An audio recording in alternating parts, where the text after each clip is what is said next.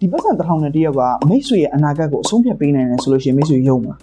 မယုံကျွန်တော်တက်တည်ပြကိုယ့်ရဲ့ income နဲ့ outcome ကိုမချင့်ချိန်တက်တဲ့လူတယောက်ကဘယ်တော့အခါမှစီးပွားရေးလုပ်လို့မရကျွန်တော်ပြောတဲ့စကားကိုတည်တဲ့ဒီမှတ်ထားလိုက်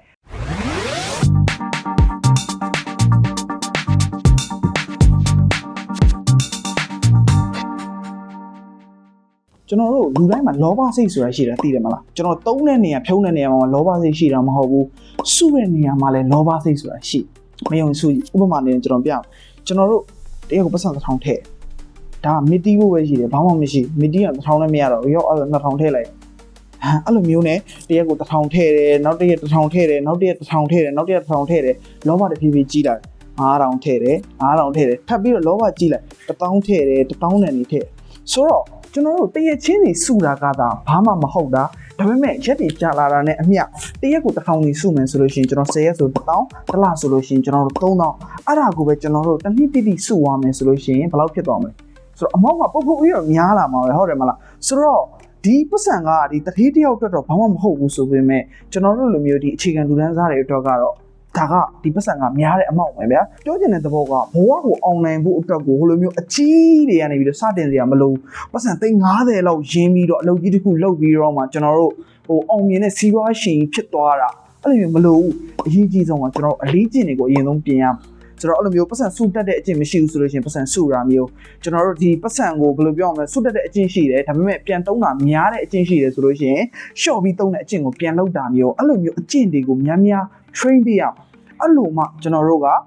ဘာဖြစ်လာမလဲဆိုတော့ပတ်စံကိုအရင်ဆုံးချင်းချင်းတက်ပြီးကိုယ့်ရဲ့ income နဲ့ outcome ကိုချင်းချင်းတက်ပြီးဆိုတော့မှစီးပွားရေးလုပ်လို့ရမှာကိုယ့်ရဲ့ income နဲ့ outcome ကိုမချင်းချင်းတက်တဲ့လူတယောက်ကဘယ်တော့အခါမှစီးပွားရေးလုပ်လို့မရကျွန်တော်ပြောတဲ့စကားကိုတည်တဲ့ဒီမှတ်ထားလိုက်ဘာဖြစ်လို့လဲဆိုတော့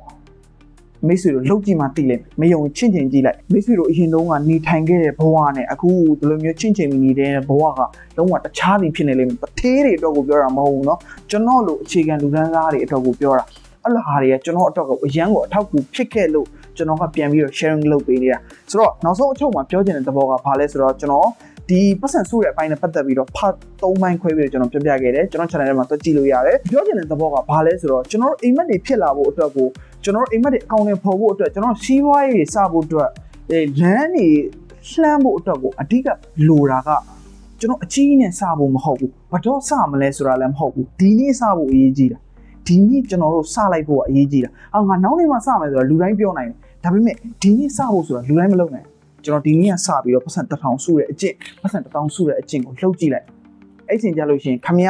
နောက်ထပ်တစ်နှစ်နေနောက်ထပ်2နှစ်နေမိတ်ဆွေကိုမိတ်ဆွေကျေးဇူးတင်လိုက်ဟာငါဒီတော့ကစုခဲ့မိတာငါတော်တော်မှန်တာပဲ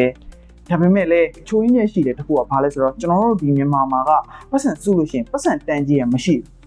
အဲ့ဒါလည်းပြဿနာရှိတယ်ကျွန်တော်တို့ဒီမှာကပတ်စံဆိုရင်ပတ်စံတန်ကြီးရတဖြည်းဖြည်းနဲ့ရော့ကျနေတာအဲ့တော့